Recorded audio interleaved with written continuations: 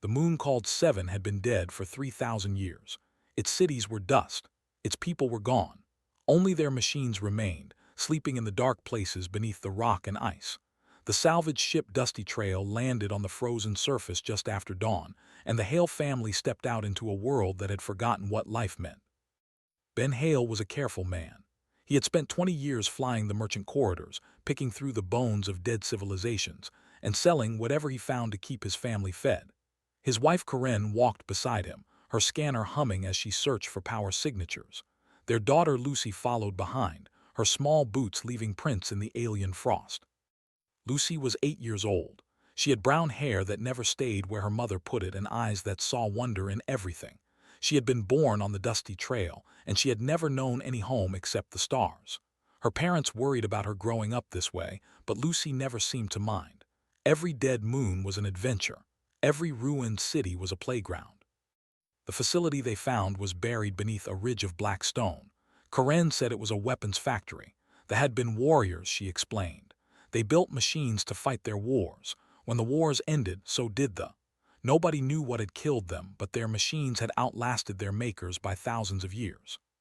Ben ordered everyone to stay close. The facility was dark and cold, and their flashlights cut thin lines through the dusty air. They walked through corridors lined with empty racks where weapons had once waited. They passed chambers filled with broken machines that had rusted into useless shapes. Corinne said most of it was worthless, but there might be something valuable deeper inside. Lucy grew bored as her parents talked about salvage prices and transport costs. She wandered a few steps down a side corridor, then a few steps more. The darkness did not scare her. She had grown up in the darkness between stars. She followed a faint blue glow that pulsed from somewhere ahead. The chamber she found was different from the others. It was clean. The dust had not settled here the way it had everywhere else. In the center of the room stood a figure that looked almost human but was clearly not. It was 7 feet tall and covered in armored plates that had once been silver but had faded to gray. Its head had no face, only a smooth surface with 2 dark circles where eyes might have been. Its arms ended in hands that had fingers like a person, but Lucy could see the barrels of weapons built into its wrists. Lucy walked up to the figure and looked at it with curiosity. There was a panel on the wall beside it, covered in symbols she did not understand. She reached up and touched it because it was glowing and because she wanted to see what would happen. The figure moved. Its eyes lit up with soft blue light. Its head turned slowly, looking down at the small human standing before it. Systems that had slept for 3,000 years began to wake. Combat protocols activated. Threat assessment began. Target identification started. The machine saw a small organic creature. It weighed approximately 23 kilograms. It showed no weapons. It showed no hostile intent. It was looking up at the machine with its head tilted to one side. Lucy waved. She smiled. She said hello. The machine did not understand. Its programming searched for the correct response to this situation and found nothing. It had been built to fight enemies. This small creature was not an enemy. It was not anything the machine had been designed to encounter. It was just a child. The machine designated itself as Unit Theta 9 in its internal logs. It had been the 9th unit of its production line and the last to be completed before the disappeared. It had never been activated. It had never fought. It had waited in the dark for a purpose that never came. Now a human child was waving at it. Theta 9 did not wave back. It did not know how to wave, but it also did not attack. Its weapons remained powered down. Its combat stance remained inactive. It simply stood and watched as the small human began to talk. Lucy told the machine her name. She told it about her ship and her parents and her favorite food and the stuffed animal she slept with. She talked the way children talk, jumping from subject to subject with no pattern that Theta 9 could understand. The machine listened. It had nothing else to do.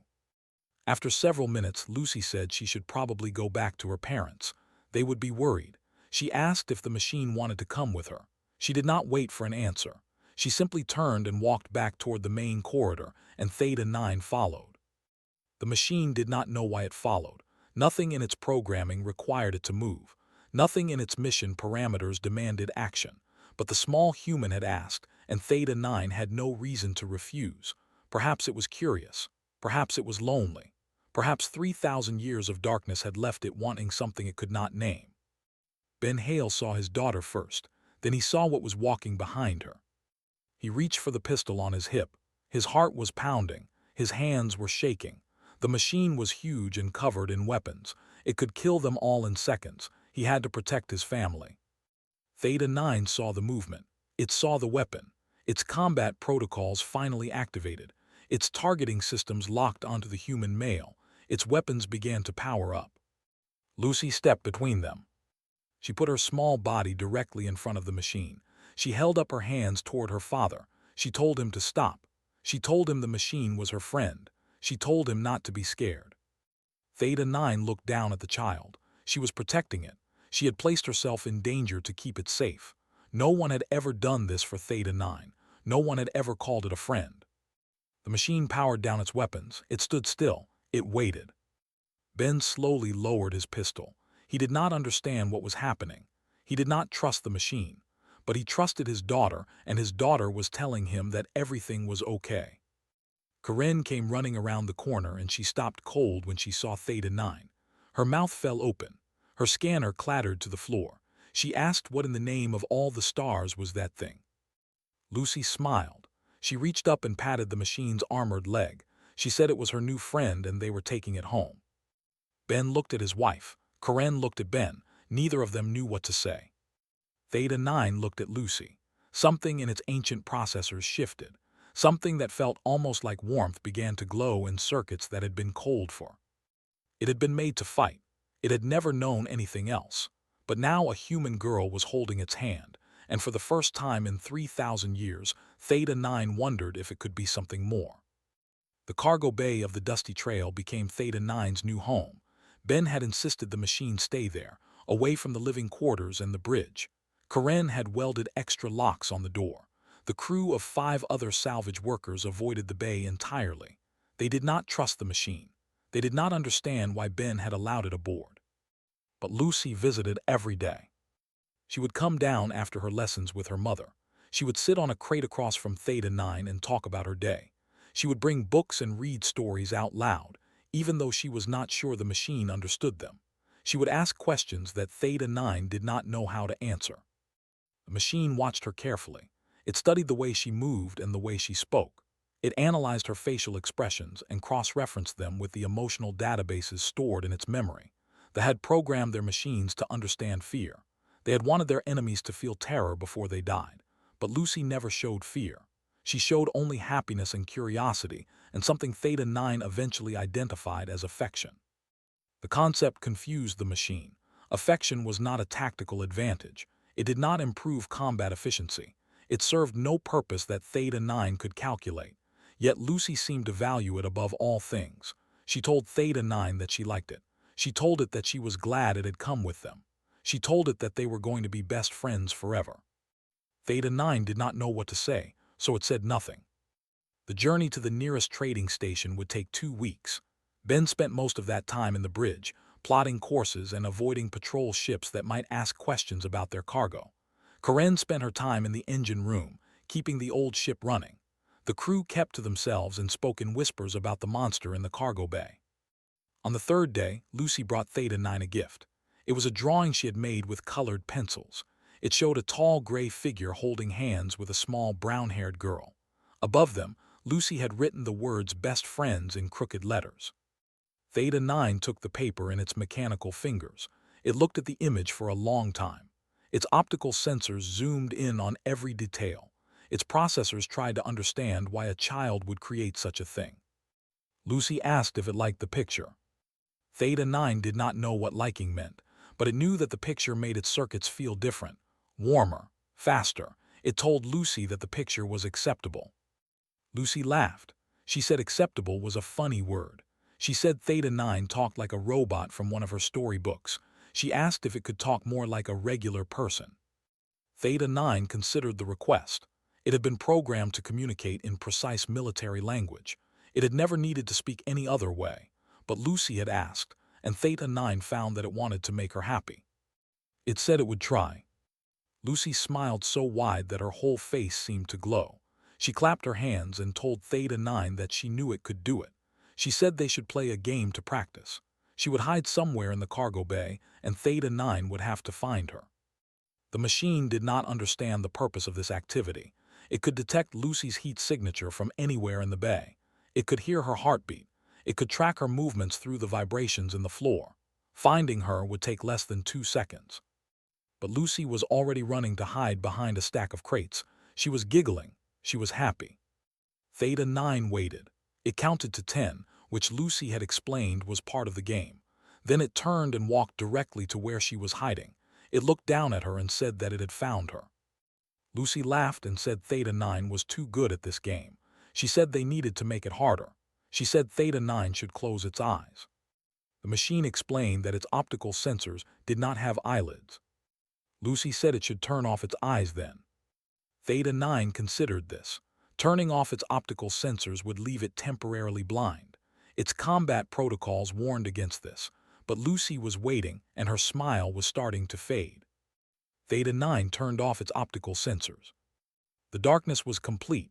The machine stood still, listening to Lucy's footsteps as she ran to a new hiding spot. It heard her climb onto something. It heard her try to control her breathing. It heard her heart beating fast with excitement. When Theta 9 reactivated its sensors, it did not immediately look toward Lucy. It pretended to search in the wrong places first. It looked behind crates where she was not hiding. It checked corners where she had not gone. Lucy's giggles grew louder. She was enjoying the game. She thought she was winning. Theta 9 finally found her on top of a tall shelf near the ceiling. It looked up at her and said that it had found her again. Lucy cheered. She said that was much better. She said they should play again. They played for 2 hours. Karen came to check on her daughter and found Lucy sitting on Theta 9's shoulders, reaching for something on a high shelf. The machine was standing perfectly still, holding the child steady with hands that could crush steel. Karen did not know what to think. She had studied Theta 9 systems and found programming for death in 1,000 different forms. The machine knew how to kill with blades and bullets and beams of burning light. It knew how to destroy armies and level cities. It had been built for war and nothing else. But now it was playing games with her daughter. She told Lucy it was time for dinner. Lucy asked if Theta 9 could come too. Karen said no, but she said it more gently than she had expected. As Lucy left the cargo bay, she turned and waved at Theta 9. She told it she would come back tomorrow. She told it to have good dreams. Theta 9 did not dream, but it watched her go and something in its ancient code changed. It began to write new subroutines, programs that it had never needed before, programs for protection, programs for companionship, programs for something it could not name but desperately wanted to understand. That night, the ship's sensors detected a distress signal from somewhere nearby. Ben called the crew to the bridge to discuss what they should do. Theta 9 listened through the cargo bay walls. It heard the words pirate attack and refugee transport and women and children. It heard Ben say they should ignore the signal because helping would be too dangerous. And for the first time in its existence, Theta 9 wanted to disobey.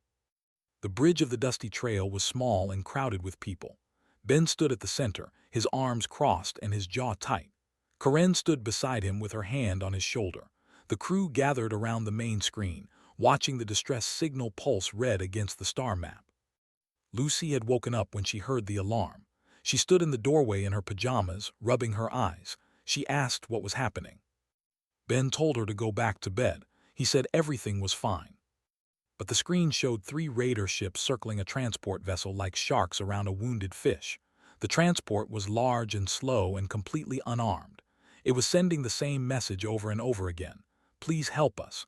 We have families aboard, please.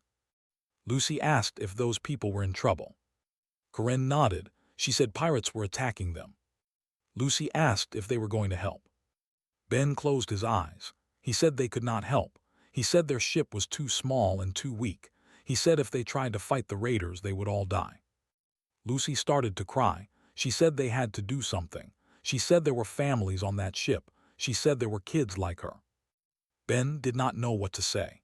He turned away from his daughter because he could not look at her tears. The cargo bay door opened with a heavy clang. Everyone turned. Theta 9 walked onto the bridge and the crew scattered like frightened birds. The machine had to duck to fit through the doorway. Its heavy footsteps shook the floor. Its blue eyes swept across the room and stopped on the screen. Ben reached for his weapon. He told the machine to go back to the cargo bay. He said it had no right to be here. Theta 9 spoke. Its voice was deep and calm and filled the small bridge like the sound of distant thunder. It said it could save them. Everyone stared. The machine had barely spoken since coming aboard. It had answered Lucy's questions with single words or short sentences, but now it was speaking clearly and confidently, and its words hung in the air like a promise. Ben asked what it meant. Theta 9 explained that it was a combat unit. It had been designed to fight against enemies far more dangerous than raiders. It had weapons built into its frame that could destroy all 3 ships. It had tactical programs that could outthink any pirate captain. It had armor that could survive direct hits from plasma cannons. It said it would fight for them. It said it would protect the transport. It said it would save the families. Corinne asked why. She asked why a machine built for war would care about strangers. Theta 9 turned its head toward Lucy. The girl was still crying, but now she was looking at the machine with something like hope in her eyes. Theta 9 said it had learned something new. It said it had learned that protecting people felt better than destroying them.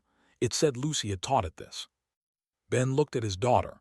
Lucy looked at him. She asked him to please let Theta 9 help. Ben was quiet for a long moment, then he nodded.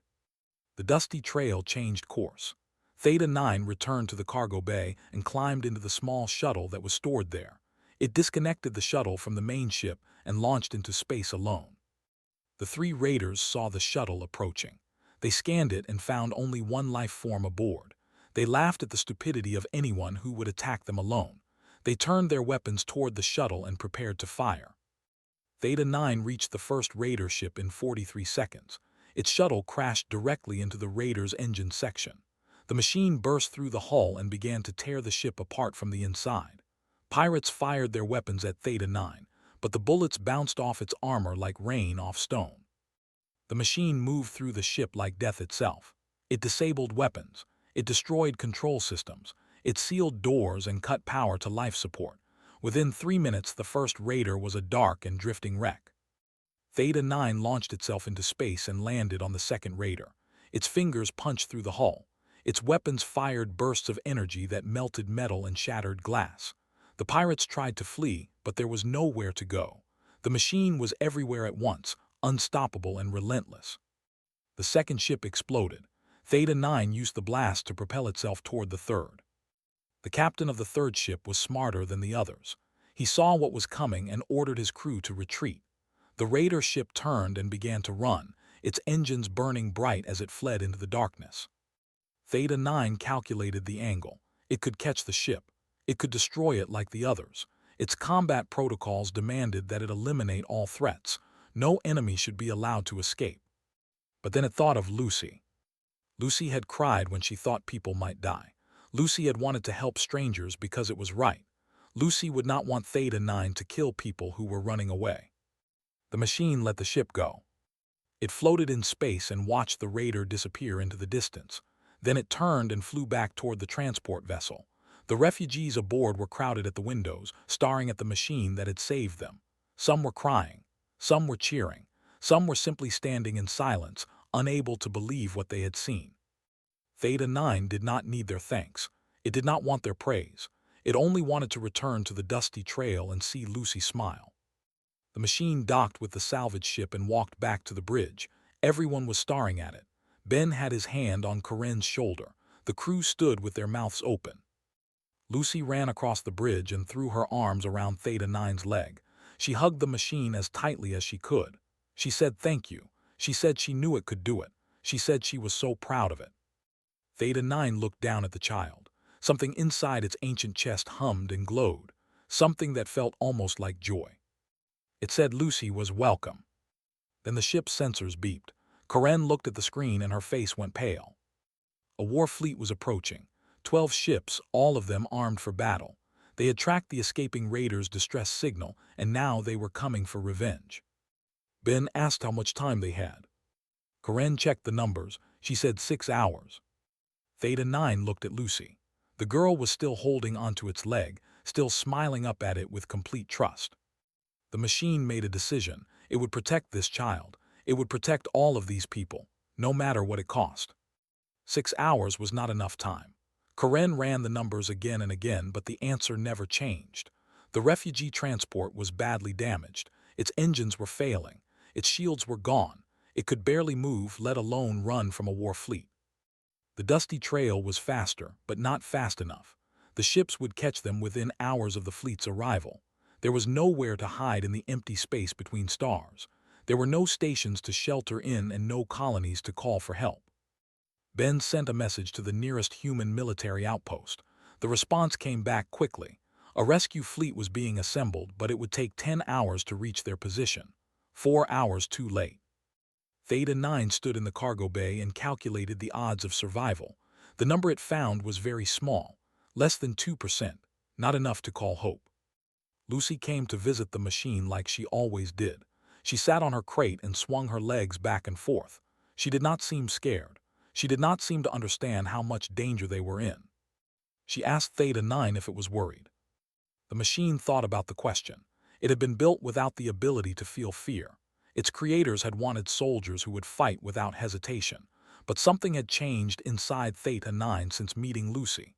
Its programming had grown in directions no one had planned. It told Lucy that it did not know how to worry, but it knew that it did not want her to be hurt. Lucy nodded like this made perfect sense. She said she was not scared because Theta 9 would protect her. She said she believed in it. The machine did not know what to say. It had destroyed 2 ships and frightened away a third. But 12 warships were coming, each one bigger than the raiders had been. Even Theta 9 could not fight them all. Karen came into the cargo bay. Her face was tired and her hands were stained with engine grease. She had been working without rest, trying to squeeze every bit of speed from the dusty trail's old engines. She asked Theta 9 if she could look at its systems again. She wanted to understand how it was powered. Maybe there was something in its technology that could help them. Theta 9 allowed her to connect her scanner to a port in its chest. Karen studied the readings on her screen. Her eyes grew wide. She said the machine's power core was incredible. It generated more energy than the dusty trail's entire engine room. It had been running for 3,000 years without needing fuel. Theta 9 said they had built their weapons to last forever. Karen asked if there was any way to use that power to make the ships move faster.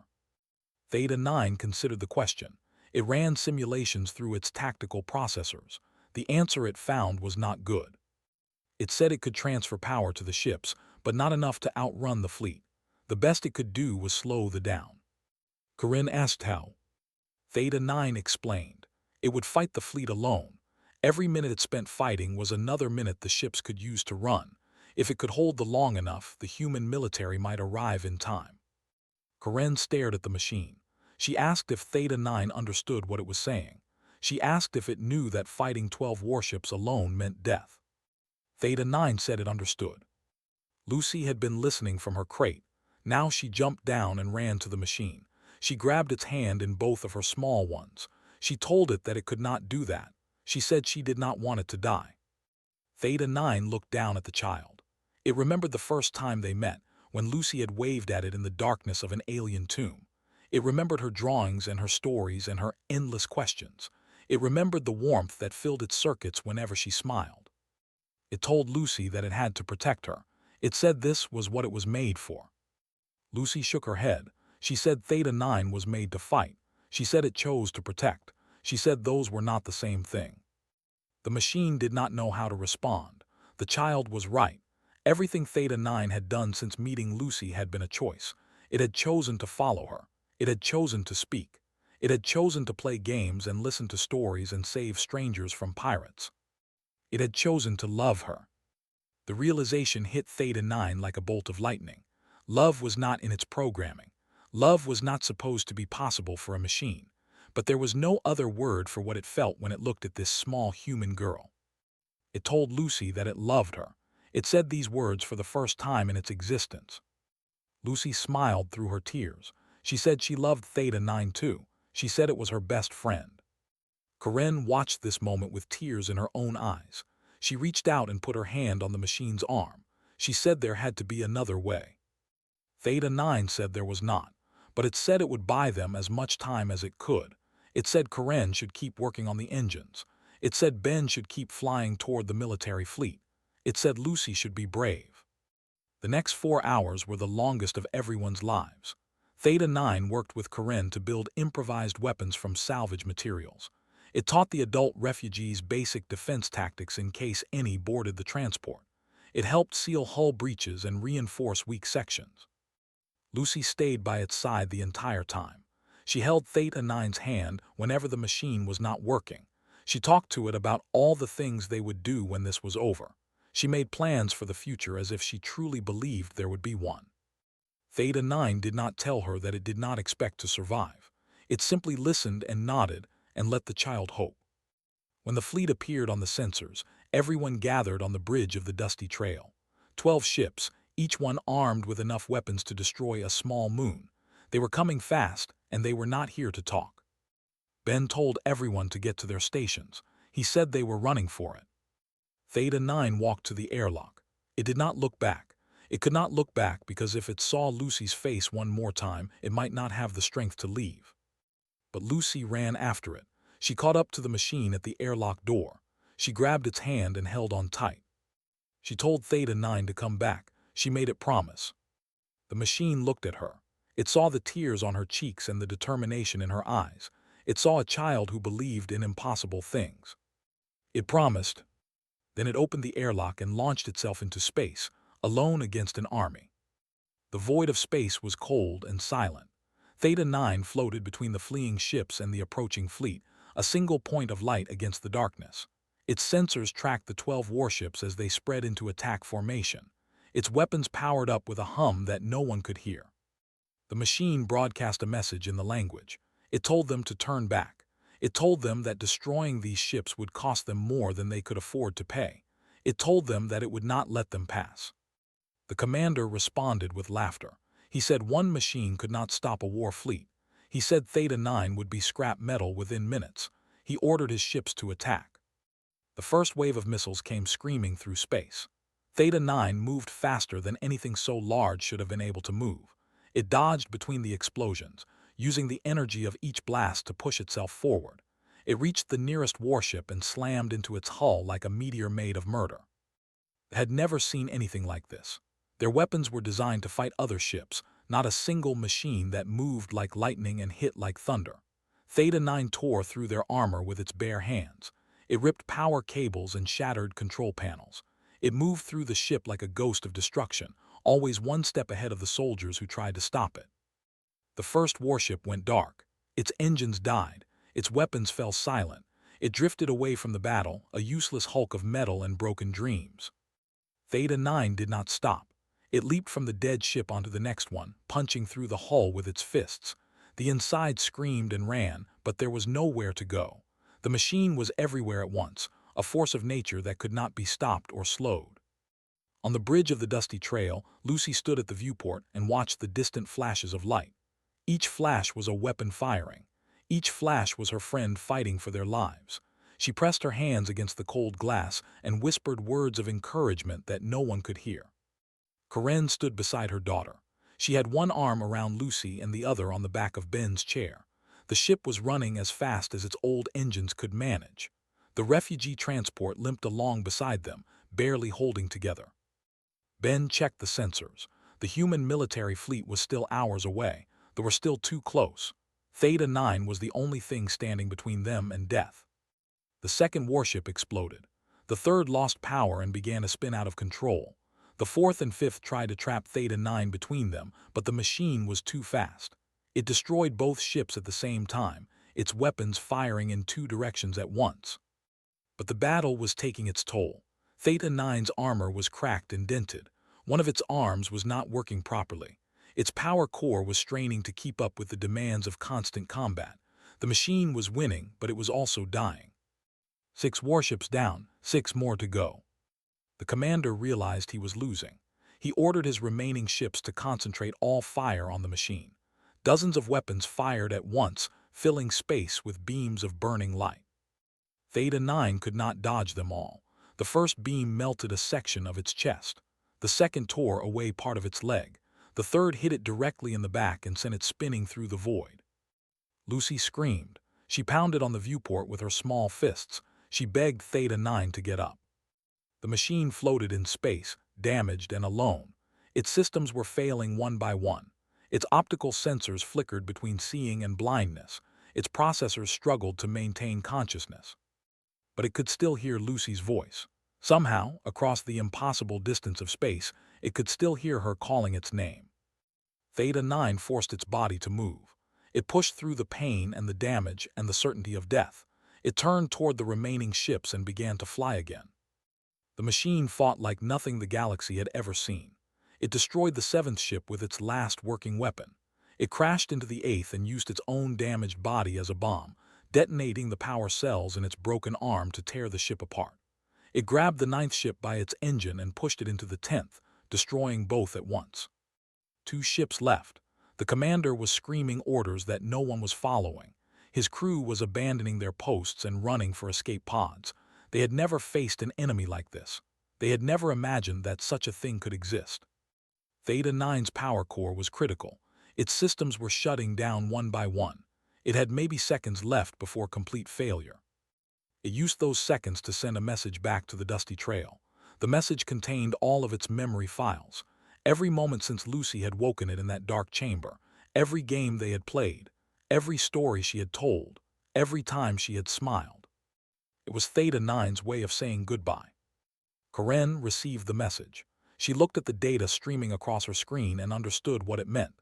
She grabbed Lucy and held her tight. Then the sensors picked up new contacts, ships dropping out of faster-than-light travel, human ships. The military fleet had arrived. The 2 remaining warships saw the human battle cruisers and turned to run. They fled into the darkness without looking back, leaving their dead ships and their dead pride behind them. Commander Cole Hayes led the rescue force. He was a veteran of a dozen wars, and he thought he had seen everything the galaxy could offer. But when his sensors showed him the wreckage of 10 warships and the single broken machine floating at the center of it all, he knew he had been wrong. He ordered a rescue shuttle to retrieve Theta 9's body. The machine was barely alive when they brought it aboard the medical ship. Its armor was shattered. Its limbs were broken. Its power core was flickering like a candle in the wind. The human engineers had never seen technology like this, and they had no idea how to save it. But Karen did.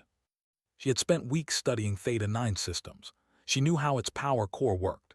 She knew what it needed to survive. She ran onto the medical ship and pushed past the confused engineers. She grabbed tools and started working with hands that moved faster than she had ever moved before. Lucy ran in behind her mother.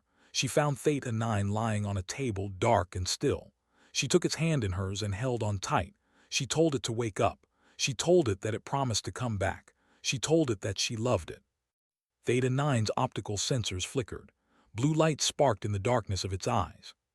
The machine looked at Lucy. It saw her tears and her hope and her unshakable faith. It said hello. Lucy laughed and cried at the same time.